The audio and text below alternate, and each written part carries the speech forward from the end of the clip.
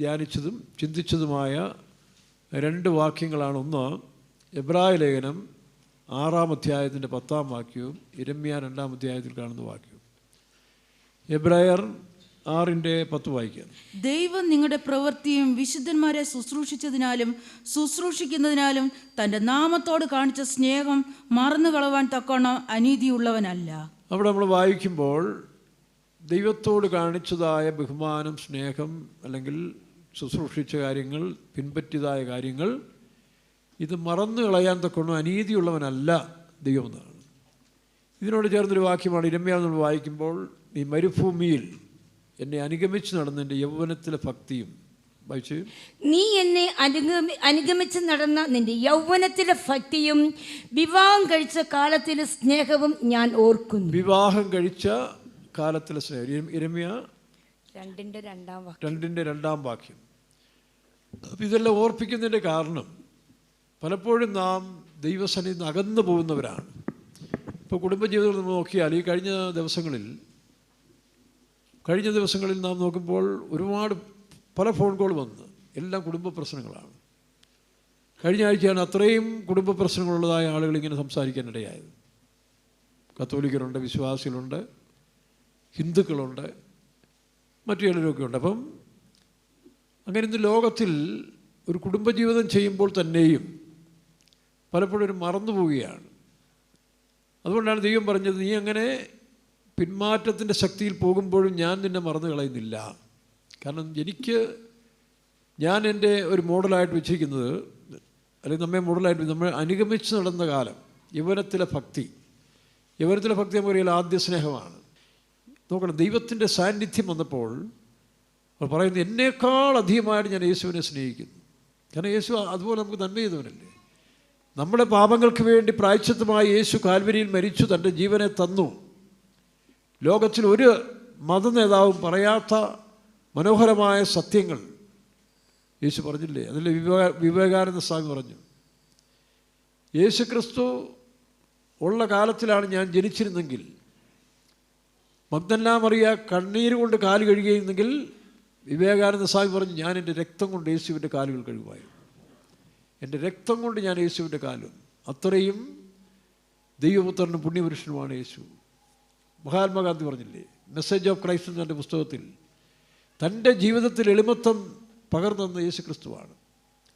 ആ ഗിരിപ്രഭാഷണമാണ് തന്നെ ആകെ മാറ്റിയെന്ന് താൻ ആ മെസ്സേജ് ഓഫ് ക്രൈസ്റ്റ് എന്നൊരു പുസ്തകം എഴുതിയിട്ടുണ്ട്, യേശു ക്രിസ്തുവിൻ്റെ ഗിരിപ്രഭാഷണത്തിൻ്റെ.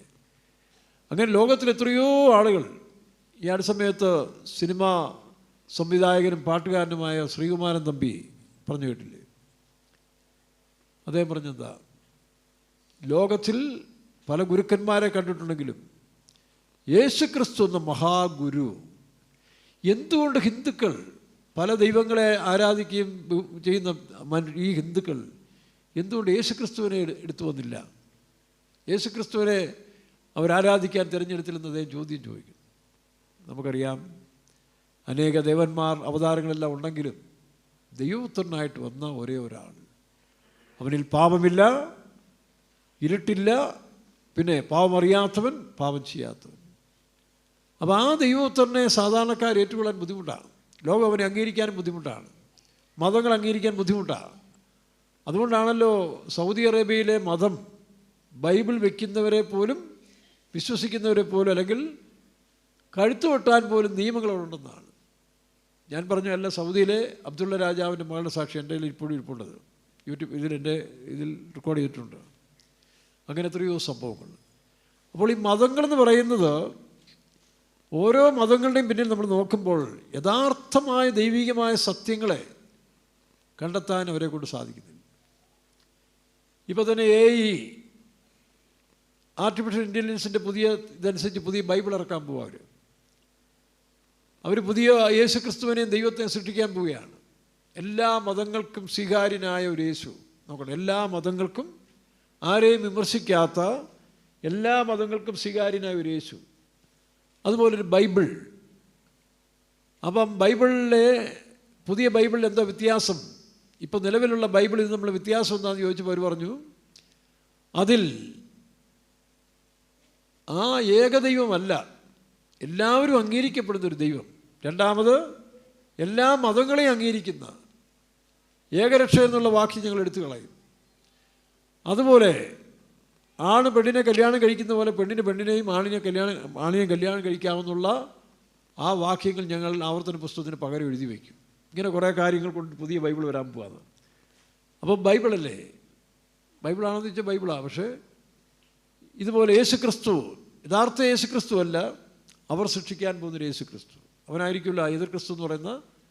എന്നാൽ ഈ കാലങ്ങളിൽ ദൈവമക്കളായി നമ്മൾ ഉണരേണ്ട സമയമാണ്.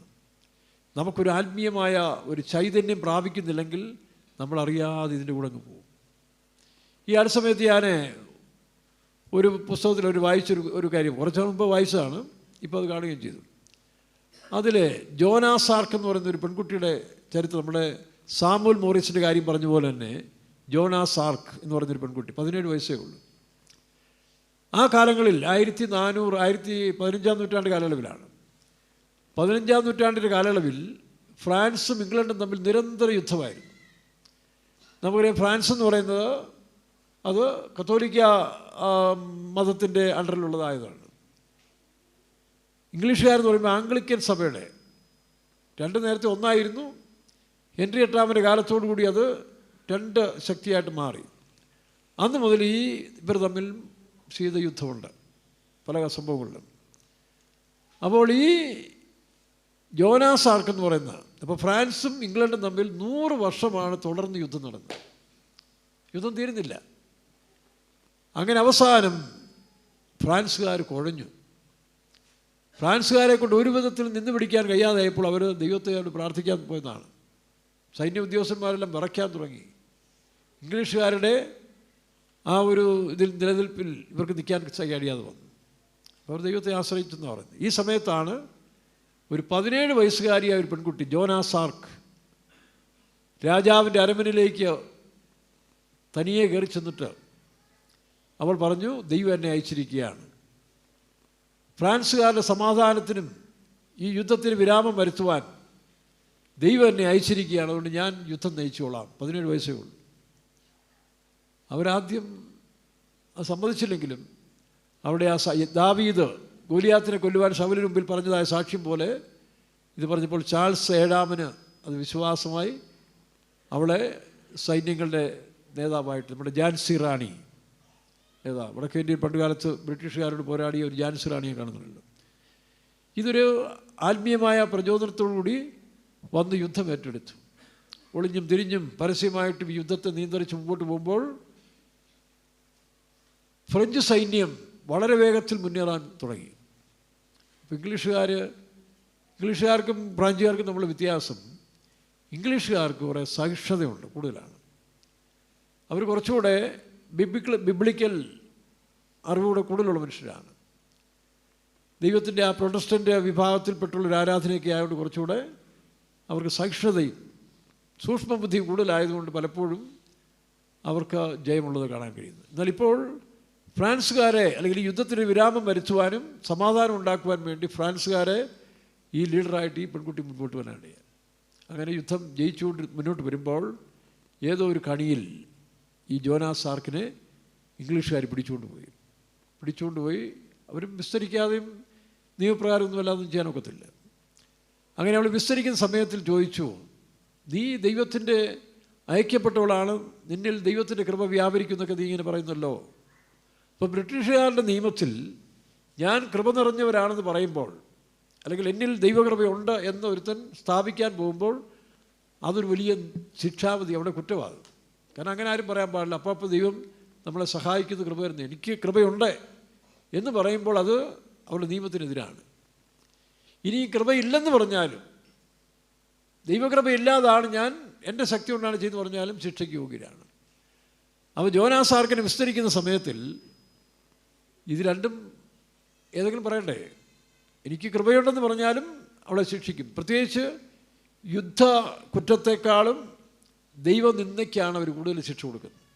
ബ്രിട്ടീഷുകാരുടെ നിയമത്തിൽ യുദ്ധം ചെയ്യുന്നതിനേക്കാളും ശിക്ഷ കൂടുതൽ കൊടുക്കുന്നത് ദൈവനിന്ദയാണ്. അപ്പോൾ ദൈവത്തിന് നിന്ദയാണ് ഞാൻ കൃപയുള്ളവളാണ് എന്ന് പറയുന്നത് കുറ്റാർഹമായിട്ടൊരു നിയമത്തിലുണ്ട്. അപ്പോൾ ഈ ജോനാ സാർക്ക് 2 വർഷം യുദ്ധം ചെയ്തുള്ളൂ. 19 വയസ്സിൽ പിടിക്കപ്പെട്ടു. 17 വയസ്സിൽ ആരംഭിച്ചു, 19 വയസ്സിൽ പിടിക്കപ്പെട്ടു. അങ്ങനെ ഈ 19 വയസ്സിൽ വിസ്തരിക്കുമ്പോൾ ആ ജുഡീഷ്യറിയും എല്ലാവരും ഉണ്ട് അവിടെ, മതനേതാക്കന്മാരും. അപ്പം കോർട്ട് ഓഫീസർ ചോദിച്ചു, നീ കൃപയുള്ളവളാണെന്ന് പ്രസ്താവിച്ചില്ലേ, അല്ലെങ്കിൽ കൃപയില്ലാത്തവളാണെങ്കിലും തെറ്റ്, രണ്ടും ആൻസർ പറയണമെന്ന് ചോദിച്ചു. അപ്പോൾ കൃപയുണ്ടെന്ന് പറഞ്ഞാൽ ശിക്ഷയാണ്, കൃപയില്ലാത്തവളെന്ന് പറഞ്ഞാൽ ശിക്ഷയാണ്. അപ്പോൾ അവൾ പറഞ്ഞു, ഞാൻ അല്ല എന്നിരിക്കട്ടെ, അല്ലെങ്കിൽ ഐ ആം നോട്ട്. എങ്ങനെയാണെങ്കിലും ദൈവം എന്നെ സഹായിക്കട്ടെ, മേ ഗോഡ് ഹെൽപ്പ് മീ, ദൈവം എന്നെ സഹായിക്കട്ടെ. കാരണം കൃപയില്ലെങ്കിൽ ദൈവം എന്നെ കൃപ തന്ന് നടത്തട്ടെ. ഇനി ഞാൻ കൃപയുള്ളവളാണെങ്കിൽ നോക്കണം, ഇഫ് ഐ ആം ആണെങ്കിൽ മേ ഗോഡ് എസ്റ്റാബ്ലിഷ് മീ, അവൻ എന്നെ നിലനിർത്തട്ടെ. നോക്കണം, അപ്പോൾ കംപ്ലീറ്റ് ദൈവത്തിന് മഹത്വമായി. അവിടെ വലിയ ഫിലോസഫേഴ്സും ഒക്കെ ഇരുന്ന സമൂഹത്തിൽ ഈ ഫിലോസഫിയെ കവിയുന്ന തിയോളജി പ്രസ്താവിച്ചപ്പോൾ അവർക്കൊന്നും ചെയ്യാൻ ഒക്കുന്നില്ല. കാരണം രണ്ടിലും ദൈവമാണ് മഹത്വം. അപ്പോൾ അതിൽ നമുക്ക് മനസ്സിലാകുന്നുണ്ട്, ഈ പെൺകുട്ടിയെ ദൈവം തിരഞ്ഞെടുത്ത ഒരു 17 വയസ്സേ ഉള്ളൂ. അപ്പോൾ അങ്ങനെ തിരഞ്ഞെടുക്കപ്പെട്ട ആ പെൺകുട്ടി എന്നാലും ഫ്രഞ്ച് ഇംഗ്ലീഷ് യുദ്ധത്തിൻ്റെ കെടുതിയിൽ അവസാനം അവരുടെ മത നേതാക്കന്മാർ ഇവിടെ ഒരു തൂണൽ കെട്ടി എണ്ണ ഒഴിച്ച് തീ കത്തിച്ച് കൊല്ലാൻ പ്രഖ്യാപിച്ചു. അങ്ങനെ മരിച്ചെന്നാണ് ചരിത്രം. അത് തിരിച്ചുമൊക്കെ അങ്ങനെ പല സംഭവം ഉണ്ടായി. അപ്പോൾ നമുക്കിപ്പോൾ ഇത് പറഞ്ഞതിൻ്റെ കാരണം, നമ്മളൊരു യുദ്ധത്തിനായിട്ട് ഇറങ്ങാൻ പോവുക. ഈ ഒരാഴ്ച നമ്മൾ സുവിശേഷ പ്രവർത്തനങ്ങൾക്ക് വേണ്ടി ഇറങ്ങാൻ പോവുകയാണ്. അത് ചെറിയ യുദ്ധമല്ല. നമ്മുടെ പോരിൻ്റെ ആയുധങ്ങൾ ജഡീകങ്ങളല്ല, കോട്ടകളെ ഇടിപ്പാൻ ദൈവസന്നിധിയിൽ ശക്തിയുള്ളതെന്നാണ്, അല്ലേ? നമുക്ക് പോരാട്ടമുള്ളത് ജഡരക്തമുണ്ട്. അപ്പോൾ നമ്മൾ തമ്മിൽ യുദ്ധം ചെയ്യുന്നവരല്ല, മനുഷ്യരോട് യുദ്ധം ചെയ്യുന്നവരല്ല, നമ്മൾ സാത്താനോട് യുദ്ധം ചെയ്യുന്നവരാണ്. പിശാചിൻ്റെ ശക്തിക്കെതിരായിട്ടാണ് നമ്മൾ യുദ്ധം ചെയ്യുന്നത്. പിശാചിൻ്റെ ശക്തിക്കെതിരായിട്ട് നമ്മൾ യുദ്ധം ചെയ്യണമെങ്കിൽ ഈ മാനുഷ്യ പവർ പോരാ. ജോനാസ് ആർക്കിനെ ദൈവം തൻ്റെ കൃപയിലെ ശക്തി നിറച്ച പോലെ തൻ്റെ അത്യന്തമായ ദൈവത്തിൻ്റെ ശക്തിയാൽ നമ്മൾ നിറയ്ക്കേണ്ടത് ആവശ്യമാണ്. അപ്പോൾ ഈ ചൊവ്വാഴ്ച മുതൽ ഇത് കേൾക്കുന്ന മറ്റുള്ളവർക്കും നിങ്ങൾക്ക് സംബന്ധിക്കാം, വെളിയിലുള്ളവർക്കും വേണം വരാൻ കേട്ടോ. ഈ പ്രവർത്തനങ്ങളിൽ ആർക്കും വന്ന് സഹകരിക്കാം. കൃപയോടുകൂടി അഭിഷേകത്തോടെ ഇറങ്ങിയാൽ ആത്മാക്കളെ നേടുകയും ചെയ്യാം.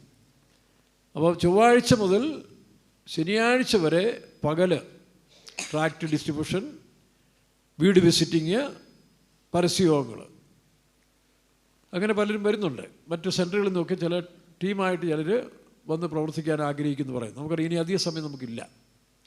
അങ്ങനെ ഒരാഴ്ചത്തെ പ്രവർത്തനങ്ങൾക്ക് ശേഷം ഞായറാഴ്ച സഭായോഗം പുതിയ ഹാളിൽ വെച്ച്, താഴത്തെ പാർക്കിംഗ് ഹാളിൽ വെച്ച് നടക്കും. ആ ആരാധന കഴിയുമ്പോൾ 3 മണിക്ക് നമ്മുടെ കുമളി ടൗൺ ചുറ്റി ഒരു ജാഥ, ആ ജാഥയോടുകൂടി മീറ്റിംഗ് വീണ്ടും ആരംഭിക്കും. തിങ്കളാഴ്ച പകൽ മീറ്റിംഗ്, 2 മണിക്ക് സൺഡേ സ്കൂൾ കുട്ടികളുടെ പ്രോഗ്രാം, വൈകിട്ട് വീണ്ടും ആരാധന മീറ്റിംഗ്. അപ്പോൾ ഇതിനെല്ലാം ഒരു വലിയ സാന്നിധ്യമാണ് നമുക്ക് ആവശ്യം, ദൈവത്തിൻ്റെ സാന്നിധ്യം. ഈ ജോനാസാർക്ക് കുതിരപ്പുറത്തൊക്കെ പട്ടാള വേഷത്തിൽ പോകുമ്പോൾ അവളെക്കുറിച്ച് ചിലപ്പോൾ ഒരു പ്രകാശവലയം അവൾക്ക് ചുറ്റും ഉണ്ടായിരുന്നതാണ്. പ്രകാശവലയം. കാരണം രണ്ടും ദൈവമക്കളല്ലേ, ഇംഗ്ലീഷുകാരും ഫ്രഞ്ചുകാരും ക്രിസ്ത്യാനികൾ തന്നെയാണ്. ക്രിസ്ത്യാനികൾ മാത്രമല്ല, മനുഷ്യരല്ലേ. അപ്പോൾ ഇതിനൊരു വിരാമം വരുത്തുവാൻ അങ്ങനെ ആ യുദ്ധത്തിൽ ഫ്രാൻസ് ജയിച്ചു. യുദ്ധം കുറേ നാളത്തേക്ക് അവസാനിക്കുകയും ചെയ്തു. അപ്പോൾ നമുക്ക് ദേശത്തിൽ സമാധാനം, നമുക്കും പിശാചുമായിട്ട് നിരന്തര യുദ്ധമാണ്. നമുക്കറിയാം ആ യുദ്ധം ഇനി എവിടെ വെച്ച് തീരും? എതിർ ക്രിസ്തുവിൻ്റെ കാലത്തിൽ സ്വർലോകങ്ങളിൽ ആകാശമണ്ഡലങ്ങളിൽ നടക്കുന്ന യുദ്ധത്തോടു കൂടി അവൻ വെട്ടേറ്റ് താഴെ വീഴും. എന്നിട്ടും തിരിയല. പിന്നെ ഭൂമിയിൽ വന്ന് 7 വർഷം അവൻ്റെ യുദ്ധം ആരംഭിക്കും. അവസാനം കർത്താവായ യേശു ക്രിസ്തു ഒലിവുമലയിൽ ഇറങ്ങി ആ സാത്താനെയും എതിർ ക്രിസ്തുവിനെല്ലാം ബന്ധിക്കുന്ന സമയം വരെ ഇത് പോരാടിക്കൊണ്ടിരിക്കും. അപ്പോൾ പോരാട്ടം അവസാനിക്കുന്നില്ല. എന്നാൽ ഈ പോരാട്ടത്തെ അതിജീവിക്കാൻ ദൈവത്തിൻ്റെ അത്യന്ത ശക്തിയാണ് നമുക്ക് ആവശ്യമായിരിക്കുന്നത്.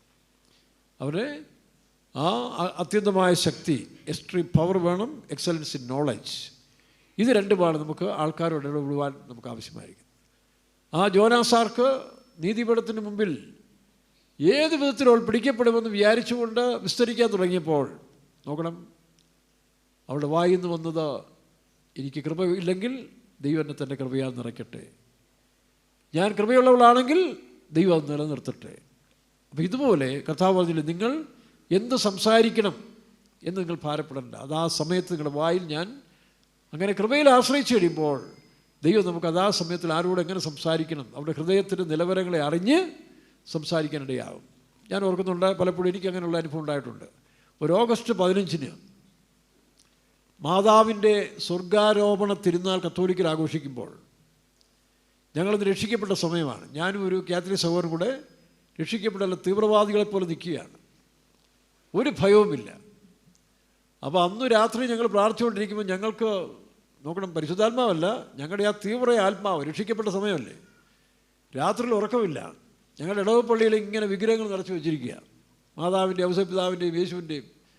അപ്പോൾ ഞങ്ങൾ വായിച്ച വാക്യത്തിൽ വിഗ്രഹങ്ങൾ ഉണ്ടാക്കരുത് എന്ന് എഴുതിയിരിക്കുന്ന വചനം വായിച്ചു കഴിഞ്ഞപ്പോൾ ഒരു സ്പിരിറ്റ് കയറി. ഞാൻ അലക്സിനോട്, അലക്സേ, നമുക്ക് ഇന്ന് രാത്രി പോയി പള്ളിയിലെ രൂപങ്ങളെല്ലാം തല്ലിപ്പൊട്ടിച്ച് കളയാം, യവന്മാർ വചനത്തിന് വിരുദ്ധമായിട്ടാണ് വെച്ചിരിക്കുന്നത്. പക്ഷേ പരിശുദ്ധാത്മാക്കളെ വിലക്കി, കാരണം നമ്മുടെ അത് എടുത്തിയാട്ടം അത് നല്ലതല്ലല്ലോ. അപ്പോൾ ദൈവം വിലക്കിയെങ്കിലും പിറ്റേ ദിവസം ഞങ്ങൾ ഓഗസ്റ്റ് 15 അന്ന് കുർബാനയൊക്കെ നടത്തുക, വലിയ പരിപാടിയൊക്കെ ഉണ്ട്. അപ്പോൾ ഞങ്ങൾ നേരെ പള്ളിയുടെ കോമ്പൗണ്ടിൽ ചെന്നു, ഗേറ്റിൻ്റെ അവിടെ ചെന്നു, മെയിൻ ഗേറ്റിൻ്റെ അവിടെ ചെന്ന് പള്ളി വിരിഞ്ഞ ഉടനെ പാട്ടുപാടി സുവിശേഷം പ്രസംഗിക്കാൻ തുടങ്ങി.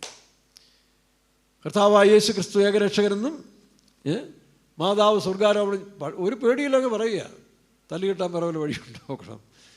അങ്ങനെ മാതാവ് സ്വർഗാരോപണം ചെയ്തിട്ടില്ല, യേശു ക്രിസ്തു മാത്രമേ സ്വർഗത്തിൽ പോയി, ഇങ്ങനെ അങ്ങ് ഒരു സ്പിരിറ്റിലങ്ങ് വിളിച്ച് പറയുകയാണ്. അതുകൊണ്ട് നിങ്ങളെല്ലാവരും മാനസാന്തരപ്പെടുന്ന യേശു ക്രിസ്തു രക്ഷിതാവായി സ്വീകരിക്കുന്ന നരകത്തിൽ പോകുമെന്ന് പറഞ്ഞ് ആദ്യ തീക്ഷ്ണതയോടെ പ്രസംഗിച്ചുകൊണ്ടിരിക്കുകയാണ്. അപ്പം എൻ്റെ കൂടെ നിന്ന് അലക്സിനെ അവർ വലിയ പാറക്കഷ്ണങ്ങൾ കല്ലും മണ്ണും എല്ലാം വാരി അവനെ എറിഞ്ഞു. ഞാൻ ഏതായാലും പ്രസംഗിച്ചുകൊണ്ടിരിക്കുന്നത് എന്നെ ഒന്നും ചെയ്തില്ല കേട്ടോ, നമുക്കത്ര ആരോഗ്യമുള്ള ആളുമല്ലല്ലോ. ഏതായാലും എന്നെ ഒന്നും ചെയ്തില്ല, അവനെ കല്ലും മണ്ണും എല്ലാം വാരി എറിഞ്ഞിട്ട് അവർ വാൺ ചെയ്തു. അപ്പോഴത്തേക്ക് ഞാൻ പ്രസംഗം നിർത്തി, മേലാൽ ഈ പരിസരത്ത് ഈ സുവിശേഷം കൊണ്ട് വന്നാൽ എൻ്റെയൊക്കെ തല വെട്ടിക്കളയെന്ന് പറഞ്ഞു. അതിന് അവിടെ ഉണ്ടല്ലോ ചില തീവ്ര നല്ല മനുഷ്യർ ഒരുപാടുണ്ട്, പലരും അത് കേട്ടുകൊണ്ടിരുന്നു. പക്ഷേ അവർ തീവ്രവാദമായ സ്പിരിറ്റുള്ള ശക്തിയുള്ളവർ പറഞ്ഞു തല വെട്ടിക്കളയെന്ന് പറഞ്ഞു. അപ്പോൾ എന്നാൽ പിന്നെ തല വെട്ടാൻ ഞങ്ങൾ വരുന്നുണ്ടെന്ന് പറഞ്ഞു. വെട്ടിക്കോ, ഞങ്ങൾക്ക് സന്തോഷം, സ്വർഗത്തിൽ പോകുമെന്ന് പറഞ്ഞു. അടുത്ത ആഴ്ചയിൽ അപ്പോൾ അവിടെ ചേന്നങ്കരി പള്ളിയിൽ ഇക്കരെ കത്തോലിക്ക പള്ളി, അവിടുന്ന് പിന്നീട് കുറച്ച് പേര് പിരിഞ്ഞ് പിന്നെ യാക്കോബ പള്ളി അപ്പുറത്ത്, അവിടുന്ന് കുറേ പേര് പോയി അപ്പുറത്ത് നേരെ അതിൻ്റെ കുറച്ച് 1 കിലോമീറ്റർ മാറി മർത്തോമ പള്ളി. അതും കഴിഞ്ഞ് ഒരു ശകലം വരുമ്പോൾ 2 ഫർലോങ് കഴിയുമ്പോൾ ഇവാഞ്ചലിക്കൽ, ഇതെല്ലാം ഒന്നിച്ച് കിടന്ന ഒരു കാലത്ത് കേട്ടോ. അപ്പോൾ അങ്ങനെ 4 പള്ളികൾ ഇങ്ങനെ 1.5 കിലോമീറ്റർ ഇരിപ്പുണ്ട്. അപ്പോൾ ഞങ്ങൾ യാക്കോബ പള്ളിയുടെ അക്കരെ യാക്കോബ പള്ളിയാണ്. ആദ്യത്തെ ദിവസം യാക്കോബ പള്ളിയുടെ അവിടെ ഞങ്ങൾ ഒരു യോഗം വെച്ചു, നോട്ടീസൊക്കെ അടിച്ച് 2 ദിവസത്തെ യോഗമാണ്. അന്നങ്ങനെ ഒരു ആത്മാവാണ്. അന്ന് ഈ TPM-ലാണെന്ന് പറഞ്ഞാലും ഇവിടുത്തെ നിയമങ്ങളൊന്നും വലിയ വിഷയമല്ലല്ലോ, കാരണം പരിശുദ്ധാത്മാവ് വരുമ്പോൾ നിയമങ്ങളല്ലല്ലോ വിഷയം. സുവിശേഷം അറിയിക്കുന്നതിന് എന്തോ നിയമം. പൗലോസ് തന്നെയും ഗലാത്യ ലേഖനം 1-ാം അധ്യായം 15-ാം വാക്യം വായിക്കുമ്പോൾ അവിടെ എഴുതിയിരിക്കുന്നു, കർത്താവായ യേശു ക്രിസ്തുവിനെ കുറിച്ചുള്ള സുവിശേഷം വെളിപ്പെടുത്തുവാൻ പ്രസാദിച്ചപ്പോൾ ഞാൻ മാംസരക്തനോട് ആലോചിക്കുകയോ. അത് വായിച്ച്, എങ്കിലും എൻ്റെ ജന്മം മുതൽ എന്നെ വേർതിരിച്ച് തൻ്റെ കൃപയാൽ വിളിച്ചിരിക്കുന്ന ദൈവം തൻ്റെ പുത്രനെക്കുറിച്ചുള്ള സുവിശേഷം ഞാൻ ജാതിയുടെ ഇടയിൽ അറിയിക്കേണ്ടതിന് അവനെ എന്നിൽ വെളിപ്പെടുത്തുവാൻ പ്രസാദിച്ചപ്പോൾ ഞാൻ മാംസരക്തങ്ങളോട് ആലോചിക്കുകയോ എനിക്ക് മുമ്പേ അപ്പോസ്തലന്മാരായവരുടെ അടുക്കൽ യെരുശലേമിലേക്ക് പോകുകയോ ചെയ്യാതെ നേരെ അറേബ്യയിലേക്ക് പോയി. അറബി ആരാ? ഇസ്രായേലിൻ്റെ ശത്രുക്കളാണ്. അപ്പോൾ ശത്രുക്കളെ സ്നേഹിക്കണം. ക്രിസ്തുവിൻ്റെ സ്നേഹം വന്നപ്പോൾ പൗലോസ് പറയുന്നത് ക്രിസ്തുവിൻ്റെ സ്നേഹം നിർബന്ധിക്കുന്നു. അപ്പോൾ ശത്രുക്കളെ സ്നേഹിക്കണം. ആ സ്നേഹത്തിലാണ് പൗലോസ് ഒറ്റയ്ക്കാണെന്ന് അറിയില്ല, ആരും ഇല്ലല്ലോ, നേരെ അറബി ദേശത്തിലേക്ക് പോയെന്നാണ്. തനിക്കൊരു പക്ഷേ അറബി ഭാഷയൊക്കെ അറിയായിരിക്കും. അപ്പോൾ അത്രയും തീക്ഷ്ണതയോടുകൂടി താൻ പോയി 3 വർഷം ആ ഭാഗത്ത് വേല ചെയ്തു. പിന്നീട് അറബി നാട്ടിൽ പൗലോസിൻ്റെ പ്രവർത്തനങ്ങളിൽ അവിടെ സഭ പോലും ഉണ്ടായി, അറേബ്യയിലെ സഭകൾ എന്ന് നമ്മൾ വായിക്കുന്നുണ്ട്. അപ്പോൾ ഇതുപോലൊരു സ്പിരിറ്റായിരുന്നു ഞങ്ങൾക്കൊക്കെ. പരിശുദ്ധാത്മാഭിഷേകം പ്രാപിച്ചു കഴിഞ്ഞപ്പോൾ വലിയ പട്ടിക്ക് പേ പിടിക്കുന്ന പോലെയാണ്, നിൽക്കത്തില്ല, ഇങ്ങനെ ഓടി ഓടി ഓടി ഓടി സുവിശേഷം. കാരണം ഒരു ദിവസം രാത്രി തന്നെ 10-16 വീട് കയറി രാവിലെ 10 മണിക്ക് ഒരു വീട് വിസിറ്റ് ചെയ്യാൻ, രാത്രിയിലാണ് ഞങ്ങളുടെ ദേശത്തുള്ളവർ വീടുകളെല്ലാം തട്ടിമുട്ടി എഴുന്നേൽപ്പിച്ചിട്ട് സുവിശേഷം പറയുക. പിറ്റേ ദിവസം അവരൊക്കെ ഞെട്ടിപ്പോവുക, കാരണം എന്ത് പറ്റിയതൊക്കെ ചിലരിങ്ങനെ ഭയത്തോടെ കേൾക്കുക. അപ്പോൾ അവിടെ ഉണ്ടായിരുന്നൊരു രാമസാറ്, അദ്ദേഹം എൻ്റെ അപ്പൻ്റെ കൂട്ടുകാരനാണ്, പുള്ളി ഒരു നായരാണ്. പുള്ളിയോട് പറഞ്ഞു, അപ്പനോട് പറഞ്ഞു, ഇന്നലെ ഇവർ രണ്ടും കൂടെ എൻ്റെ വീട്ടിൽ വന്ന് രാത്രി 2 മണിക്ക് എന്നെ തട്ടി എഴുന്നേപ്പിച്ച് സുവിശേഷം പറഞ്ഞു. വാസ്തവത്തിൽ ഞാനത് കേട്ടപ്പോൾ ഞാൻ ഇവരുടെ കൂടെ ആയിപ്പോകുമെന്ന് എനിക്കൊരു തോന്നലുണ്ടായിരുന്നു. കാരണം അതുപോലൊരു ശക്തി ഇവർ സംസാരിച്ചുകൊണ്ടിരിക്കുകയായിരുന്നു. അങ്ങനെ പലരും അതിനുശേഷം പലരും രക്ഷിക്കപ്പെട്ടു. അപ്പോൾ പിറ്റേ ആഴ്ച ഞങ്ങൾ അവിടെ കൊണ്ട് സുവിശേഷം അറിയിച്ചു. ഇവിടെ ഈ യാക്കോബ് പള്ളിയുടെ ഫ്രണ്ടിൽ സ്റ്റേജുമൊക്കെ, ഒരു ചെറിയ സ്റ്റേജും ഉണ്ടാക്കി മൈക്കുമൊക്കെ വെച്ച് 2 ദിവസത്തെ നോട്ടീസൊക്കെ അടിച്ച്. അപ്പോൾ ആദ്യത്തെ ദിവസം എൻ്റെ കൂടെയുള്ള അലക്സ് പ്രസംഗിക്കാൻ തുടങ്ങി. കാഞ്ഞിപ്പറമ്പിൽ അലക്സൻ, അവനിപ്പോൾ തിരുവനന്തപുരത്തുണ്ട്. അവൻ പ്രസംഗിക്കുമ്പോൾ അവന് ഈ അഭിഷേകം പ്രാപിക്കാത്തതുകൊണ്ട് ഒരുപാട് അറിവുള്ളതുകൊണ്ട് അവൻ സഭയുടെ ചരിത്രവും സഭയുടെ വീഴ്ചയും താഴ്ചയും പോപ്പുമാരുടെ ഒക്കെ കയറി അങ്ങ് അടിക്കും. ഇത് കേൾക്കുമ്പോൾ അവർക്ക് വീണ്ടും കലിപ്പ് കയറും. അവർ കുറുകൂടിയായിട്ട് നിൽക്കുക. ഒരു 10-12 ചെറുപ്പക്കാർ നല്ല വടിയൊക്കെ വെട്ടി ഇങ്ങനെ നിർത്തിയിരിക്കുക, അടി തുടങ്ങേണ്ട സമയം. അപ്പോൾ പറഞ്ഞു, ഇവൻ്റെ കഴിഞ്ഞല്ലോ, ഇനി അടുത്തവരെ ഒന്ന് കേൾക്കാം, അടുത്തവരുടെ കേട്ടിട്ട് നമുക്ക് നിർത്താമെന്ന് പറഞ്ഞു. ഇതോടുകൂടി ഇവന്മാരെ അവസാനിപ്പിക്കണം. അപ്പോൾ ഞാൻ എഴുന്നേറ്റ് സ്തേഫാനോസിൻ്റെ വിഷയം കൊണ്ട് പ്രസംഗിക്കാൻ തുടങ്ങി. ഞാൻ പറഞ്ഞു, പ്രിയരെ, സ്തേഫാനോസ് സ്വന്തം സഹോദരന്മാരാൽ സ്വർഗത്തിലേക്ക് പോയ ഭാഗ്യം ഇന്ന് ഞങ്ങളുടെ സഹോദരങ്ങളാൽ ഞങ്ങൾക്ക് സ്വർഗത്തിൽ പോകാനുള്ളൊരു ഭാഗ്യത ഒരുങ്ങിയിരിക്കുന്നു. കണ്ടില്ലേ, ഇവരെല്ലാം അതിനുവേണ്ടിയെല്ലാം ഒരുങ്ങിയിരിക്കുകയാണ്. നല്ല കുറുപടിയൊക്കെ പിടിച്ചുകൊണ്ടിരിക്കുകയെന്ന് ഞാൻ നല്ല ആത്മാവിനങ്ങ് പ്രസംഗിച്ചു. പിന്നെന്താ പ്രസംഗിച്ചെന്ന് എനിക്കറിയത്തില്ല. പക്ഷേ പ്രസംഗം തുറന്നപ്പോൾ ഇവർ പതുക്കെ വടിയും പിടിച്ചു വന്നവന്മാരെല്ലാം പോയി ബാക്കിയുള്ളവരെല്ലാം ഇരുന്ന് സുവിശേഷം കേൾക്കുകയും ചെയ്തു. അവിടെ നിന്നെല്ലാം പിന്നീട് എന്നിട്ട് ഈ മാതാവിൻ്റെ സ്വർഗാരോഹണ തിരുനാൾ സംസാരിച്ചതിനും മാതാവിൻ്റെ ഭക്തി ഉണ്ടായിരുന്ന വർഗീസ് എന്ന് പറയുന്ന ഒരു അച്ഛനാകാൻ പോയിരുത്തൻ, തൻ്റെ സ്നേഹിതനും എൻ്റെ സ്നേഹിതനുമായ ഓമനക്കുട്ടൻ, ഒരു നായരാ, അവൻ ഞാൻ രക്ഷിക്കപ്പെട്ടപ്പോൾ അവനോട് സുവിശേഷം ഞാൻ രക്ഷിക്കപ്പെട്ടു. അപ്പോൾ ഓമനക്കുട്ടനെ വിളിച്ചുകൊണ്ട് എൻ്റെ അടുത്ത് വന്നു. ഞങ്ങളുടെ കടയൊക്കെ ഉള്ള സ്ഥലത്താണ് വന്നത്. അപ്പോൾ എന്നോട് പറഞ്ഞു, ഇതിന് ആൻസർ തന്നപ്പോൾ 15-16 കാര്യങ്ങൾ എഴുതി പോക്കറ്റിട്ടുകൊണ്ടാണ് ഈ വർഗീസ് വന്നിരിക്കുന്നത്. അപ്പോൾ അദ്ദേഹം പറഞ്ഞു, ഇതിന് ആൻസർ തരാതെ മേലാൽ നിങ്ങൾ ഈ പ്രവർത്തനം തീരുമെന്ന് പറഞ്ഞു. ഞാൻ പറഞ്ഞു, ആയിക്കോട്ടെ. അങ്ങനെ ഞാനും അലക്സും ഈ ഓമനക്കുട്ടനും ഈ വർഗീസും കൂടെ ഒരു മൺകൂനയിലിരുന്ന് രാത്രിയിൽ നമുക്കത് പ്രാർത്ഥിച്ചിട്ട് തുടങ്ങാമെന്ന് പറഞ്ഞു. പ്രാർത്ഥിച്ചതിന് ശേഷം ആത്മാവിൽ ഞാൻ ഇവനോട് സംസാരിക്കാൻ തുടങ്ങി. നോക്കണം, അപ്പോൾ അവൻ്റെ സംശയങ്ങളെല്ലാം പോക്കറ്റിൽ കിടക്കുക. എനിക്ക് തന്നില്ല. പ്രാർത്ഥന കഴിഞ്ഞപ്പോൾ ഞാൻ തുടങ്ങില്ലേ.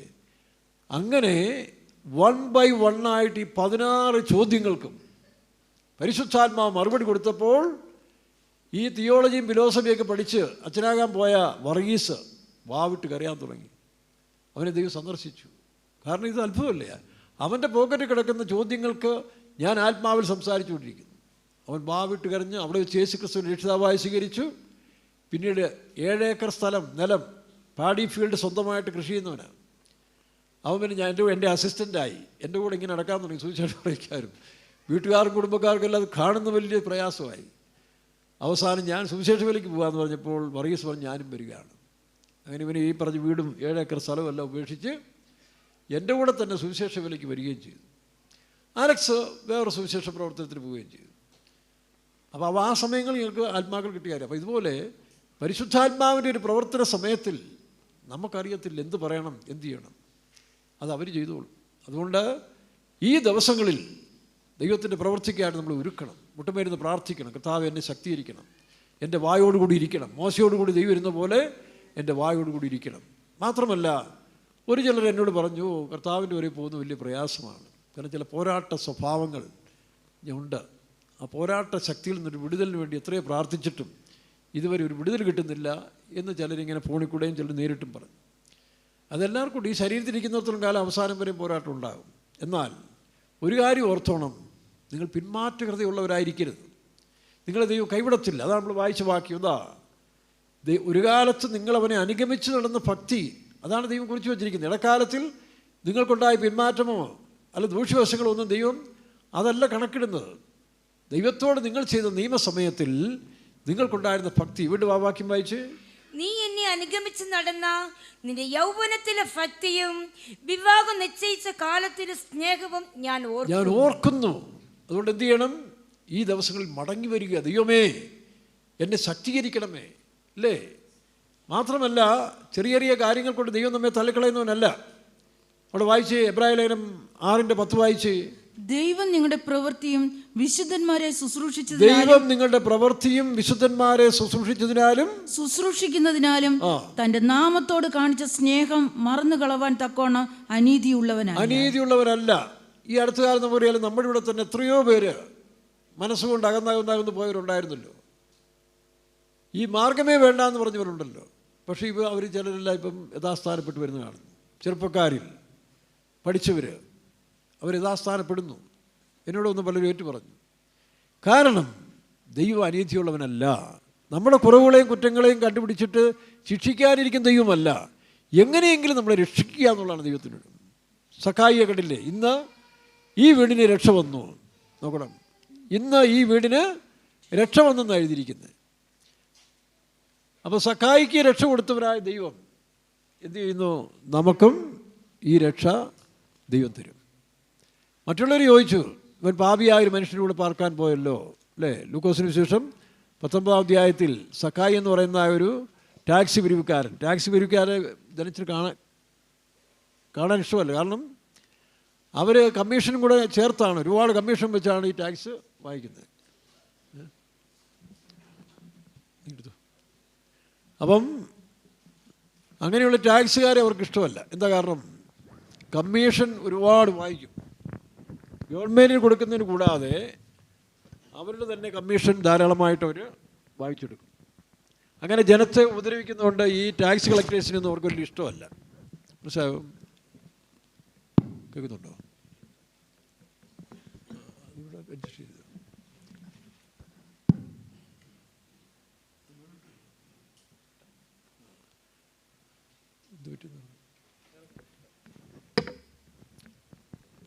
ഏതാ വായിക്കുന്നതിൻ്റെയാണോ?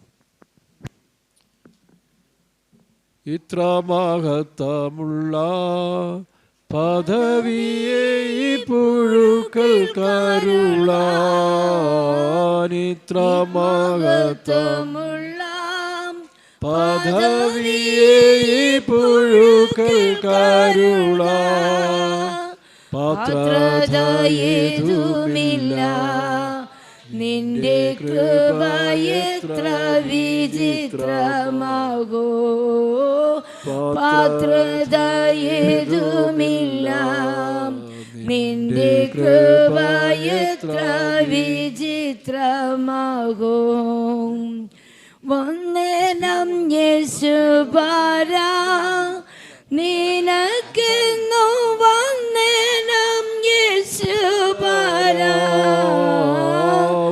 വന്ദനം യേശുപരാ നിനക്കെന്നു, വന്ദനം യേശുപരാ, വന്ദനം ചെയ്യുന്നു നിന്നടിയാർ തിരു നാമത്തിനാദരവാ. യേശു കർത്താവ് ഒരു മനുഷ്യനെയും തള്ളിക്കളയുന്നവനല്ല കേട്ടോ, ഒരുത്തരെയും തള്ളിക്കളയത്തില്ല. എന്താ കാരണം? അവർ സാരമില്ല പോട്ട് ബോക്സിൻ്റെ കുഴപ്പമില്ല പോട്ട് ഇപ്പം ഇതിൽ റെക്കോർഡാകുന്നില്ലേ?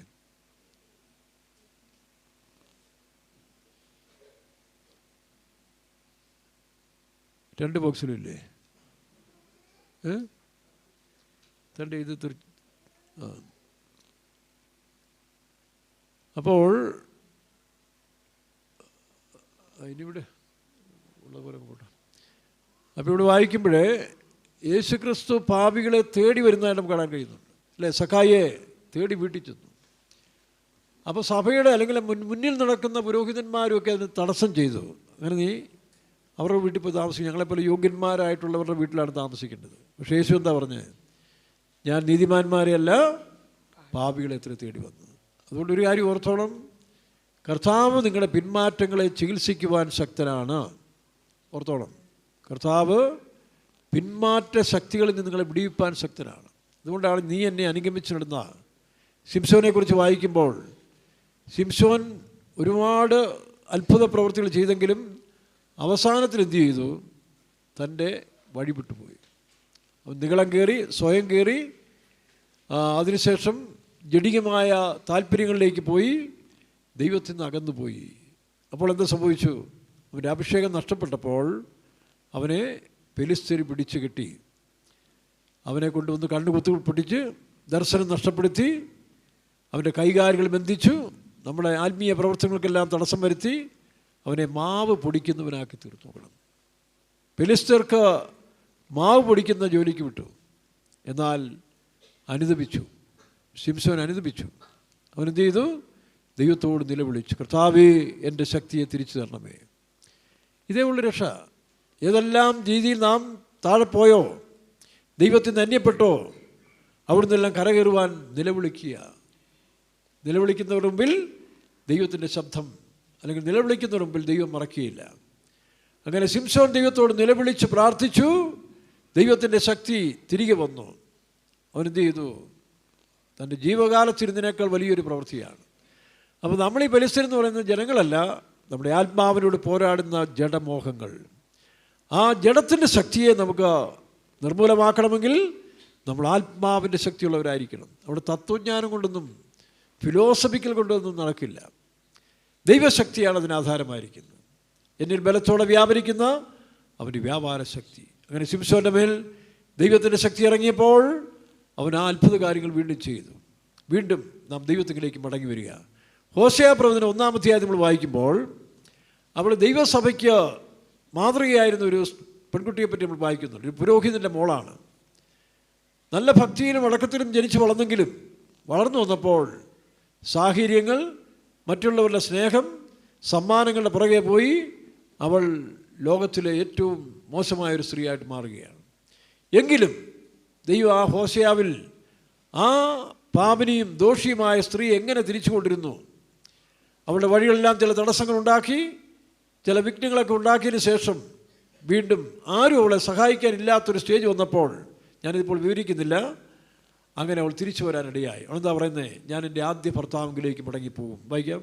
ഞാൻ എൻ്റെ ആദ്യ ഭർത്താവിൻ്റെ അടുക്കൽ മടങ്ങിപ്പോകും. വാക്യം 1-ാം അധ്യായം 2:7. ഹോശേയ 2:7. ആ ഹോശേയ പ്രവചനം വായിക്കുന്ന നല്ലതാണ് കേട്ടോ. 1-ാം അധ്യായം 2-ാം അധ്യായം 21 വായിച്ചാൽ നിങ്ങൾക്കൊരു നല്ല മെസ്സേജ് കിട്ടും. ഇപ്പോൾ അത് വ്യാഖ്യാനിക്കാൻ പറ്റുന്ന സമയമല്ല, പിന്നീട് ഒരിക്കലാകട്ടെ. അപ്പോൾ അങ്ങനെ താൻ പോയ വഴികളെല്ലാം ദൈവം ബ്ലോക്ക് ചെയ്തു. ചില സമയത്തിൽ കർത്താവ് നമ്മെ സ്നേഹിക്കുമ്പോൾ ബാലശിക്ഷ എന്ന് പറഞ്ഞ പോലെ നമ്മുടെ മുന്നോട്ടുള്ള വഴികളെല്ലാം ദൈവം ബ്ലോക്ക് ചെയ്യും. എന്തിനാ? ഇനി മുന്നോട്ട് പോയ വലിയ അപകടമാണ്. ആ അപകടത്തിൽ പോയി നശിക്കാതിരിക്കാൻ വേണ്ടി തൽക്കാലം ദൈവം ചില കഷ്ടങ്ങൾ, വിഘ്നങ്ങളൊക്കെ നമുക്കുണ്ടാക്കും. എല്ലാം പ്രതികൂലമായിരിക്കുന്ന സമയം. യാക്കോബിനെ കുറിച്ച് വായിക്കുമ്പോൾ സകലവും എനിക്ക് പ്രതികൂലം. എന്നാൽ പിന്നീട് അവൻ പറയുന്നില്ല, ഞാൻ ജോസഫിനെ പോയി കാണും. അപ്പോൾ ആ പ്രതികൂലങ്ങളെ മാറ്റുവാൻ കഴിയുന്ന ഒരു ദൈവം നമുക്കുണ്ട്. ഏത് പ്രതികൂലങ്ങളെ മാറ്റിയെടുക്കുവാൻ ദൈവത്തിന് കഴിയും. എന്നാൽ നാം ചിലപ്പോൾ ദൈവത്തിൻ്റെ വഴിവിട്ട് പോകുമ്പോൾ ദൈവം തന്നെ നമുക്ക് തടസ്സങ്ങൾ ഉണ്ടാക്കും കേട്ടോ. അതാണ് ആ അധ്യായത്തിൽ അവളെന്ത് ചെയ്തു? ഇപ്പോൾ ദൈവമായിട്ടുള്ള ബന്ധം വിട്ടു, ലോകത്തിൽ ആശ്രയിച്ചു. ആ ലോകത്തിൽ ആശ്രയിച്ചിട്ട് അവളെന്താ വിളിച്ച് പറയുന്നത്? ജാരന്മാരാണ് എനിക്കെല്ലാം തരുന്നത്, എൻ്റെ അടുത്ത് വരുന്ന ജാരന്മാരാണ് എനിക്ക് ഈ സമൃദ്ധിയെല്ലാം തരുന്നത്. അപ്പോൾ ദൈവത്തിലുള്ള പ്രത്യാശ വിട്ടിട്ട് മനുഷ്യനിലേക്ക് അവൾ തിരിഞ്ഞു. അപ്പോൾ ദൈവം എന്ത് ചെയ്തു? അവൾക്ക് തടസ്സമായിട്ടൊരു മുള്ളുവേലി ഉണ്ടാക്കി. വായിച്ചേ. എനിക്ക് അപ്പവും വെള്ളവും ശണവും ആട്ടുരോമവും എണ്ണയും പാനീയവും തരുന്ന എൻ്റെ ജാരന്മാരുടെ പിന്നാലെ ഞാൻ പോകുമെന്ന് പറഞ്ഞു. ജാരന്മാരുടെ പിന്നാലെ പോകുമെന്ന് പറഞ്ഞു. അതുകൊണ്ട് ഞാൻ നിന്റെ വഴിയെ മുള്ളുകൊണ്ട്, ഞാൻ നിന്റെ വഴികളെ മുള്ളുവേലി കൊണ്ടും വേലി കെട്ടി അടയ്ക്കും. അവൾ തൻ്റെ പാതകളെ കണ്ടെത്താതെ വണ്ണം ഞാൻ ഒരു മതിൽ ഉണ്ടാക്കും. അപ്പോൾ നമ്മൾ പലതിനും മിടുക്കരാണ്. പ്രത്യേകിച്ച് ദൈവത്തെ അറിഞ്ഞവരും ഒരുപാട് വചനം പഠിച്ചവരൊക്കെ ഒരുപാട് അതിബുദ്ധിയുള്ളവരുണ്ട്. അപ്പോൾ അവരെന്ത് ചെയ്തു? ദൈവത്തിൻ്റെ വഴികൾ മനസ്സിലാക്കാതെ ജാരന്മാരുടെ ലോകത്തിൻ്റെ പിന്നാലെ പോകാൻ തുടങ്ങി. ഈ ലോകമാണ് ഞങ്ങൾക്ക് സമൃദ്ധി തരുന്നത്, അല്ലെ ലോക നേതാക്കന്മാരാണ് ഞങ്ങളുടെ കാണപ്പെട്ട ദൈവങ്ങൾ എന്നുള്ള ചിന്താഗതിയിലേക്ക് പോവുകയാണ്. അപ്പോൾ ദൈവം നമ്മളെ തിരിച്ചു കൊണ്ടുവരാൻ വേണ്ടി ആദ്യമായി മുള്ളുവേലി, ഇടർച്ചകൾ, വേദനകൾ, പ്രയാസങ്ങൾ നമ്മുടെ ജീവിതത്തിൽ ഉണ്ടാക്കും. അത് കൂടോത്രം മന്ത്രവാദമൊന്നുമല്ല. അതിനെ പരിഹരിക്കാൻ മന്ത്രവാദികൾ കൊണ്ട് കൂടോത്രങ്ങൾ കൊണ്ട് സാധിക്കില്ല. കാരണം ദൈവമാണ് ഇടപെട്ടിരിക്കുന്നത്. നമ്മൾ അതിനെ മറികടന്ന് മുന്നോട്ട് പോകുമ്പോൾ ദൈവം സെൻട്രൽ ജയിൽ പോലൊരു മതിലം കിട്ടും. ഇപ്പോൾ അങ്ങും ഇല്ല ഇങ്ങോട്ടും ഇല്ലാതെ ഇടയ്ക്കിടന്ന് ഞെരുക്കപ്പെടുന്നൊരു സമയം. എന്നാൽ അവിടെ ദൈവം എന്ത് ചെയ്യുന്നു? നമ്മളെ തള്ളിക്കളയുകയല്ല. ആ ഞെരുക്കത്തിൽ നമ്മൾ ദൈവത്തോട് നിലവിളിക്കാൻ തുടങ്ങും. യോനായുടെ പുസ്തകം വായിച്ചു നോക്കി. അവിടെ ഇപ്പോൾ വായിക്കണ്ട, 2-ാം അധ്യായത്തിൽ വായിക്കുമ്പോൾ ദൈവത്തെ വിട്ട്, ദൈവസന്നിധി വിട്ട് അകന്നു പോയ യോന ആ കപ്പലിൽ നിന്ന് വെള്ളത്തിലേക്ക് എറിഞ്ഞൊരു തിമിംഗലത്തിൻ്റെ വയറ്റിൽ, നല്ലൊരു സ്വിമ്മിംഗ് പൂളാണ് അല്ലേ, മനോഹരമായ, എനിക്ക് തോന്നുന്നു 40 അടി നീളമെങ്കിലും കാണും. 40 അടി നീളത്തിൽ ഈ 10 അടി വീതിയിലുള്ള സ്വിമ്മിംഗ് പൂളിലാണ് ആരിപ്പോൾ കഴിയുന്നത്. തിമിംഗലം ബ്രേക്ക് ഇടുമ്പോൾ മുന്നിലിരുന്ന യോന 40 അടി പുറകെ വരും. അവൻ മുന്നോട്ട് കുതിക്കുമ്പോൾ ഇങ്ങനെ ആകെ ക്ഷീണിച്ചു, പരുവക്കട 3 ദിവസം കൊണ്ട് വെളുത്ത് വിളറി, സായിപ്പിനേക്കാൾ വെള്ളയായി മാറി. അപ്പോഴാണ് 2-ാം അധ്യായത്തിൽ നിലവിളിക്കുന്നത്. 2-ന്റെ 1-ാം വാക്യം ഒന്ന് വായിച്ച്. യോന മത്സ്യത്തിന്റെ വയറ്റിൽ വെച്ച് തന്റെ ദൈവമായ യഹോവയോട് പ്രാർത്ഥിച്ച് പറഞ്ഞതെന്തെന്നാൽ, ഞാൻ എൻ്റെ കഷ്ടത നിമിത്തം യഹോവയോട് നിലവിളിച്ചു. പ്രിയ വിശ്വാസികളെ, അവിശ്വാസികളാണെങ്കിൽ പോലും നിങ്ങളുടെ കഷ്ടതയിൽ നിരാശരാകരുത്. സാത്താൻ നിങ്ങൾ പറയും, നീ അങ്ങ് ആത്മഹത്യ ചെയ്തേര്, നിൻ്റെ ഭാര്യ ഉപേക്ഷിച്ചേര്, ഭർത്താവിന് ഉപേക്ഷിച്ചേര്, ഇതുകൊണ്ടൊന്നും രക്ഷയില്ല. അങ്ങനെ കഷ്ടങ്ങൾ വരുമ്പോൾ നാം മുട്ടുകുത്തുക. എൻ്റെ കഷ്ടതയിൽ ഞാൻ യഹോവയോട് നിലവിളിച്ചു. ആ ഭാഗം നിങ്ങൾ മനസ്സിലാക്കണമെങ്കിൽ ഹോശേയ 1-ാം അധ്യായം വായിക്കുന്ന പോലെ യോനയുടെ പുസ്തകം 1-ാം അധ്യായം വായിക്കണം. ദൈവം അവനൊരു കമ്മീഷൻ ഏൽപ്പിച്ചിരുന്നു. നിനവേ പോയി പ്രസംഗിക്കാൻ പറഞ്ഞു. നിനവേ എന്ന് പറഞ്ഞാൽ ഏതാ? സിറിയ ദേശമാണ്. അസീറിയ എന്ന് പറഞ്ഞാൽ എന്നും യഹൂദന്മാർക്ക് പ്രശ്നം ഉണ്ടാക്കുന്നതാണ്, യുദ്ധം ചെയ്യുന്ന സഭയാണ്. അപ്പോൾ യഹൂദന്മാരുടെ ശത്രുക്കളാണ് അസീറിയർ. അപ്പോൾ ഈ ശത്രുക്കളെ മാനസാന്തരപ്പെടുത്താൻ ഞാൻ പോയി പ്രസംഗിക്കാൻ പറഞ്ഞപ്പോൾ യഹൂദ സ്നേഹമുള്ള യോനായ്ക്ക് അത് പിടിച്ചില്ല. അതാ വിഷയം. അതുകൊണ്ടാണ് പോകുന്നത്, അല്ലാതെ ദൈവത്തെ മത്സരിച്ച് പോയതല്ല. തനിക്കറിയാം താനോടെ പോയി പ്രസംഗിക്കും, യവന്മാർ മാനസാന്തരപ്പെടും. ഇവർ മാനസാന്തരപ്പെട്ടാലും പിന്നെയും വന്ന് ഞങ്ങളോട് യുദ്ധം ചെയ്യും. അങ്ങനെയുള്ളവരെ എന്തിനാണ് മാനസാന്തരപ്പെടുത്തി വെക്കുന്നത്? അതുകൊണ്ട് ഞാൻ പോകത്തില്ല എന്ന് പറഞ്ഞാൽ അവൻ കപ്പൽ കയറി പോയതാണ്, അല്ലാതെ വേറെ ഉദ്ദേശമല്ല. എന്നാൽ ദൈവോദ്ദേശമാണ് ശത്രുക്കളെ സ്നേഹിക്കുന്ന ദൈവം. പഴയ നിയമത്തിൽ പോലും ശത്രുക്കളെ സംഹരിക്കുന്നതിനാണെങ്കിൽ അസീറിയരെ സംഹരിക്കണ്ടേ? വ്യവസ്ഥയില്ലാത്തവരെല്ലാം നശിപ്പിച്ചു കളയും. കാരണം വീട്ടിൽ വേസ്റ്റായിട്ട് വളരുന്ന പുല്ല് നമ്മൾ ചെത്തി തീയിലെടുത്തില്ലേ എന്ന് പറഞ്ഞാൽ മനുഷ്യൻ പുല്ലിന് സമമായി വരുമ്പോൾ അവനെ നശിപ്പിച്ച് കളയും. സോദോമിൽ തീയിറക്കിയതുപോലെ ഇന്നും കാണുന്നില്ലേ? അപ്പോൾ അത് വേറെ വിഷയം. പക്ഷേ ഇവിടെ നിനവേക്കാർ മാനസാന്തരപ്പെടുമെന്നുള്ള ബോധ്യം വന്നപ്പോൾ യോനാ പ്രവാചകൻ പ്രസംഗിക്കാൻ അവൻ വിട്ടിട്ട് ഓടിക്കളഞ്ഞു. അങ്ങനെ പോയ വഴിക്ക് ദൈവം അങ്ങ് തടസ്സം ചെയ്യും. നോക്കണം, മുള്ളുവേലി കെട്ടി മതിൽ കെട്ടിയെന്ന് പറഞ്ഞ പോലെ ആദ്യം കപ്പലിനകത്ത് മുള്ളുവേലി ഉണ്ടാക്കി. എന്തായിരുന്നു മുള്ളുവേലി? കപ്പലിളകി, കടലിളകി, തിരമാലകൾ വന്നു, ഭയങ്കര വിപത്തുകളുണ്ടായപ്പോൾ കപ്പൽക്കാർ ദൈവഭയമുള്ളവരായിരുന്നു. അവർ മറ്റു ജാതികളായിരുന്നെങ്കിലും അവർക്ക് ദൈവഭയമുള്ളവർ, അവർ ആകെ പ്രാർത്ഥിച്ചുകൊണ്ടേയിരുന്നു. അപ്പോൾ ഈ പ്രിയപ്പെട്ട പെന്തിക്കോസുകാരൻ എന്ത് ചെയ്തു?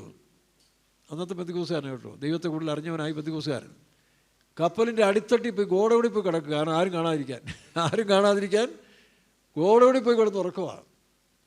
അവിടുന്ന് പൊക്കിക്കൊണ്ട് വന്നു. നീ എന്താണ് ഇങ്ങനെ കിടന്ന് ഉറങ്ങുന്നത്? നീ ആരാന്ന് ചോദിച്ചാൽ നമ്മൾ ആരും വിടുവോ? ഞങ്ങൾ ദൈവമക്കളാണ്, ഞാൻ ആകാശത്തെയും ഭൂമിയും കടലുണ്ടാക്കിയ ദൈവത്തെ ഭജിക്കുന്നവനാണ് എന്നൊക്കെ ബാധ ഓടിച്ചുകൊണ്ടിരുന്നു. ഇവിടെ എന്നിട്ടാണോ നീ കിടന്ന് ഉറങ്ങുന്നത്? അവൻ പറഞ്ഞത് നിങ്ങളുടെ പ്രശ്നമൊന്നും അല്ല. അവൻ്റെ പരമാർത്ഥി. അവൻ പറഞ്ഞത് ഇത് നിങ്ങളുടെ പ്രശ്നം കൊണ്ടൊന്നും അല്ല, ഇത് എൻ്റെ പ്രശ്നമാണ്. ഞാനിങ്ങനെ ദൈവത്തെ വിട്ട് ഓടി വന്നുകൊണ്ടാണ്. അതിന് പരിഹാരം എന്നാ? എന്നെ എടുത്ത് കടലിലിടാൻ പറഞ്ഞു. എന്നെ എടുത്ത് കടലിലിട്ടു, നിങ്ങളുടെ പ്രശ്നം തീരും. അവൻ വിചാരിച്ച് ആ കടലിൽ വന്നെങ്കിൽ ചത്തുപോകുന്ന വിചാരിച്ചു കേട്ടോ. അങ്ങനെ അങ്ങ് തീർന്നോട്ടെന്ന് വിചാരിച്ചു. അങ്ങനെ അങ്ങ് തീർന്നോട്ടെ, കാരണം ആത്മഹത്യയല്ലല്ലോ. ഒരുത്തിനെ കടലിൽ കളയാം, അത് തന്നെയാണ് വിട്ടോളാൻ പറഞ്ഞു. അങ്ങനെ കടലിൽ കിടന്ന് അതുകൊണ്ട് തൻ്റെ ജീവിതം അവസാനിപ്പിക്കാൻ തീരുമാനിച്ചതാണ് യോന. പക്ഷേ നേരെ തിമിംഗലം ആ സമയത്ത് വായി പൊളിച്ചിരിക്കുക.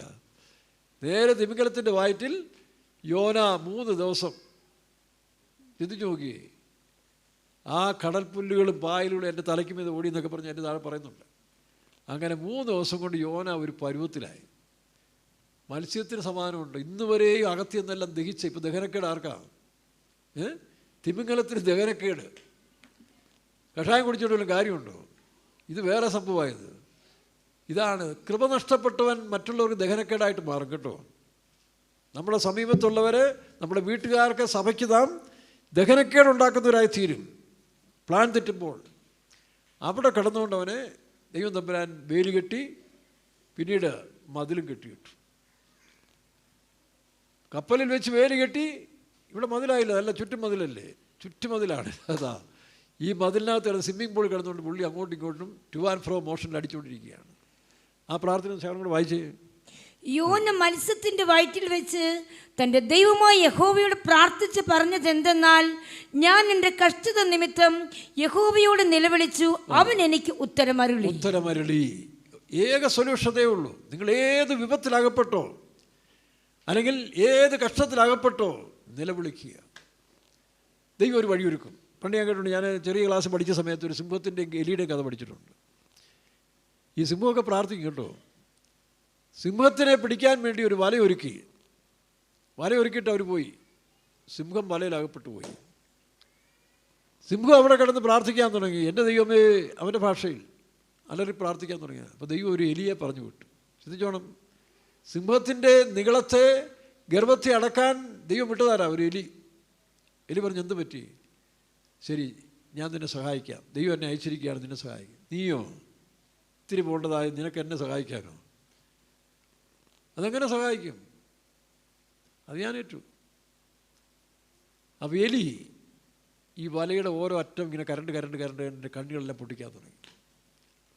കുറേ കണ്ണികൾ പൊട്ടിച്ചപ്പോൾ എക്സിസ്റ്റ് ആയില്ല, വഴിയായി. സിംഹം പുറത്തോട്ട് വന്നു. അപ്പോൾ നോക്കണം, ചില സമയത്ത് നമ്മൾ പ്രതീക്ഷിക്കാത്ത വഴിയിൽ കൂടി ആയിരിക്കും ദൈവം നമുക്ക് സഹായം തരുന്നത്. എനിക്ക് സഹായം തരുന്ന പർവ്വതങ്ങൾക്ക് നേരെ എൻ്റെ കണ്ണുകൾ അതേ ഉള്ളു പ്രിയരെ. അവിടെ വകുപ്പും തത്വജ്ഞാനം പറഞ്ഞുകൊണ്ട് കാര്യമില്ല. അല്ലെങ്കിൽ എന്നെപ്പോലെ ഒരു പാപിക്ക്, പിന്മാറ്റക്കാരനെ ദൈവം സഹായിക്കില്ലെന്ന് പറയരുത്. അതാണ് ശിംശോന് വേണ്ടി ദൈവം പ്രവർത്തിച്ചു. ഹോശയാവിലെ ആ പാപിനിയായ സ്ത്രീയെ തിരിച്ചു കൊണ്ടുവന്നു. ആ ദൈവത്തിന് നിന്നോടൊരു കടപ്പാടുണ്ട്. കാരണം നീ ദൈവത്തോടൊരിക്കൽ നിയമം ചെയ്തതാണ്. ആ നിയമം ചെയ്യുമ്പോൾ നിന്നെപ്പോലെ വിട്ടിട്ട് പോകുന്നവനല്ല ദൈവം, നിൻ്റെ കഷ്ടങ്ങളെ സഹായിക്കുന്നവനാണ് ദൈവം. ആ ദൈവത്തെ മുറുകെ പിടിച്ചുകൊള്ളുക. നിൻ്റെ പ്രശ്നങ്ങൾക്ക് പരിഹാരമുണ്ടാകും, നിൻ്റെ കുടുംബത്തിന് പരിഹാരമുണ്ടാകും. നീ ഇപ്പോൾ പോകുന്ന പാത അവനറിയാം. ഒരുപക്ഷേ തിമിംഗലമായിരിക്കും നിൻ്റെ രക്ഷയ്ക്ക് വീണ്ടും തിരിച്ചു കൊണ്ടിരുന്നത്. ആ മതിലുകളെ നീ ഭയപ്പെടരുത്. ചിലപ്പോൾ ഒരു എലിയെ, നിസ്സാരമായൊരു മനുഷ്യൻ, നീ തള്ളിക്കളഞ്ഞ നിസ്സാരെന്ന് കാണുന്നവരായിരിക്കും നിൻ്റെ സഹായത്തിന് ദൈവം അയക്കുന്നത്. എങ്ങനെയായാലും ദൈവം നിന്നെ സഹായിക്കും. ആ ദൈവത്തിന് നിന്നെ രക്ഷിപ്പാൻ കഴിയും, സഹായിപ്പാൻ കഴിയും, വിടുവിപ്പാൻ കഴിയും. നിൻ്റെ സാമ്പത്തിക പ്രശ്നങ്ങൾ, കുടുംബ പ്രശ്നങ്ങൾ, ആ കുടുംബജീവിതത്തിൻ്റെ ആ മോശമായ എല്ലാ കാര്യങ്ങൾക്കും വിടുതൽ ദൈവത്തിന് സഹായിക്കാൻ കഴിയും. നമുക്ക് ഒരു നിമിഷം കണ്ണടയ്ക്കാം. ദൈവമേ, ഞാൻ അങ്ങയുടെ മുഖത്തേക്ക് നോക്കുന്നു. ആ യോനായുടെ പ്രാർത്ഥന വീണ്ടും ആവർത്തിച്ച് പ്രാർത്ഥിച്ചു നോക്കുക. 2-ാം അധ്യായം വായിച്ചു കൊടുക്കുക. ഹോശേയ-പ്രവചനം 1-2 വായിക്കുക. ശിംശോൻ്റെ പ്രാർത്ഥന കേൾക്കുക. പ്രാർത്ഥന കേൾക്കുന്നതിനായുള്ളവേ, സകല ജഡവും നിങ്ങളിലേക്ക് വരുന്നു. ഹല്ലേലൂയ. അവങ്കിലേക്ക് നോക്കിയവർ പ്രകാശിതരായി, അവർ നമുക്ക് ലജ്ജിച്ചു പോകുന്നില്ല. ഹല്ലേലൂയ. പ്രാർത്ഥന കേൾക്കുന്നോനാം പ്രാർത്ഥന കേൾക്കുന്നോനാം യാഹോവേ സ്തുതിച്ചിടാം. അത്ഭുതന്മാരിൽ തന്റെ പ്രവർത്തികൾ അത്ഭുതം ആശ്ചര്യം അവർണ്യമേ. മനുഷ്യപുത്രന്മാരെ, അവന്റെ പ്രവർത്തികൾ അത്ഭുതവും ആശ്ചര്യമാണ്. അവരുടെ വകുപ്പ് എന്നാന്നറിയാമോ? യേശുക്രിസ്തുവിന്റെ വകുപ്പ് അത്ഭുതമന്ത്രി, വീരനാം ദൈവം, നിത്യ പിതാവ്, സമാധാന പ്രഭു. ഇസ്രായേലിന്റെ രക്ഷയ്ക്ക് വേണ്ടി ചെങ്കടൽ രണ്ടായി പിളർത്തി അവരെ അക്കരയ്ക്ക് നടത്തിയവനായ ദൈവമാണ്. മുൻപിൽ ചെങ്കടൽ, പിൻപിൽ ഫറവോനും സൈന്യവും, ഇരുവശവും 2 കൂറ്റൻ മലകൾ. എങ്ങനെ രക്ഷപ്പെടും? അവിടെ വഴി തുറക്കുവാൻ, സമുദ്രത്തിൽ കൂടെ വഴി തുറക്കുവാൻ ദൈവത്തിന് കഴിയും. അഖിലാണ്ടത്തെ സൃഷ്ടിച്ചവനായ ദൈവം, സമുദ്രത്തെ ഉണ്ടാക്കിയവനായ ദൈവം, മലകളെ സൃഷ്ടിച്ചവനായ ദൈവത്തിന് അസാധ്യമായതൊന്നുമില്ല. കാനാവിലെ കല്യാണത്തിന് വീഞ്ഞു തീർന്നു പോയി. ഒരു വിരുന്ന് സൽക്കാരം നടക്കുമ്പോൾ പ്രധാനപ്പെട്ടതാണ് വീഞ്ഞ്. എന്തോ ഒരു കഷ്ടമായിരിക്കും നോക്കി. ഇനിയും കുറച്ച് പേര് കഴിക്കാനുണ്ട്, ചോറ് തീർന്നു പോയി, 100 പേരുടെ കഴിക്കാനുണ്ട്. എന്തോ ഒരവസ്ഥയായിരിക്കും. അവിടെ ഒരു തുള്ളി വീഞ്ഞില്ല. കർത്താവ് അവിടെ പ്രവർത്തിച്ചു, പച്ചവെള്ളത്തെ വീഞ്ഞാക്കി മാറ്റി. ഒരുപക്ഷെ നിൻ്റെ ജീവിതം, കർത്താവ് ഇതുകൊണ്ട് ആർക്കും പ്രയോജനമില്ലല്ലോ, എനിക്ക് തന്നെ പ്രയോജനമില്ല, എൻ്റെ വീട്ടുകാർക്ക് പ്രയോജനമില്ലെന്ന് നീ പറയണ്ട. ദൈവത്തിന് നിന്നെ വീഞ്ഞാക്കി മാറ്റുവാൻ കഴിയും. പച്ചവെള്ളത്തെ വീഞ്ഞാക്കിയവനായ ദൈവം രുചിയും ലഹരിയുള്ളതാക്കി മാറ്റാൻ കഴിയും, വീര്യവും ലഹരിയുള്ളതാക്കി മാറ്റുവാൻ കഴിയും. അവൻ്റെ സന്നിധിയിലേക്ക് പ്രതിഷ്ഠിക്കുക, സമർപ്പിക്കുക. ദൈവത്തിന് പ്രവർത്തിക്കാൻ കഴിയും, നിന്റെ കുടുംബത്തിൽ പ്രവർത്തിക്കാൻ കഴിയും, നിന്റെ ജീവിതത്തിൽ പ്രവർത്തിക്കാൻ കഴിയും. ഹല്ലേലൂയ. വീരനായ ദൈവമാം നിത്യനാം പിതാവുമായി, വീരനായ നിത്യനാം പിതാവുമായി, ഏകനായി മഹാത്ഭുതങ്ങൾ പ്രവർത്തിക്കുന്നവേ, ഏകനായി മഹാത്ഭുതങ്ങൾ പ്രവർത്തിക്കുന്നവൻ, വീരനായ ദൈവമാ നിത്യനാം പിതാവുമായി, വീരനായ ദൈവമാ നിത്യനാം പിതാവുമായി, ഏകനായി മഹാത്ഭുതങ്ങൾ പ്രവർത്തിക്കുന്നവൻ, ഏകനായി മഹാത്ഭുതങ്ങൾ പ്രവർത്തിക്കുന്നവൻ. യേശു നല്ലവൻ, യേശു നല്ലവൻ, യേശു നല്ലവൻ, യേശു നല്ലവൻ. അവന്റെ നാമം വലിയത്, ദയനേക്കുമുള്ളത്, അവന്റെ നാമം വലിയത്, ദയനേക്കുമുള്ളത്. യേശു നല്ലവൻ. ഹല്ലേലൂയ. പ്രാർത്ഥിക്കുക. ഞങ്ങളോട് സ്നേഹിക്കുന്ന സ്വർഗപിതാവേ, ആദിപിതാക്കന്മാർ നിന്നെ സത്യത്തിലും ആത്മാവിലും ആരാധിച്ച പോലെ രാവിലെ സമയം കർത്താവേ, നിന്നെ സത്യത്തിലും ആത്മാവിലും ആരാധിപ്പാതിക്കണം വലിയൊരു സമയം കൂടെ ഈ ഭൂമിയുടെ മുഖത്ത് ഞങ്ങൾക്ക് ശേഷിപ്പിച്ച സ്തോത്രം. ഈ 11 മാസക്കാലവും ദൈവം ഞങ്ങൾക്ക് നല്ലവനായി, വിശ്വസ്തനായി, വാക്ക് പറഞ്ഞിട്ട് മാറാത്ത ദൈവമായി, ഒരു പിതാവിനേക്കാൾ മാതാവിനേക്കാൾ ഉപരിയായി ഞങ്ങളെ സ്നേഹിച്ച് ഞങ്ങളെ ജയത്തോടെ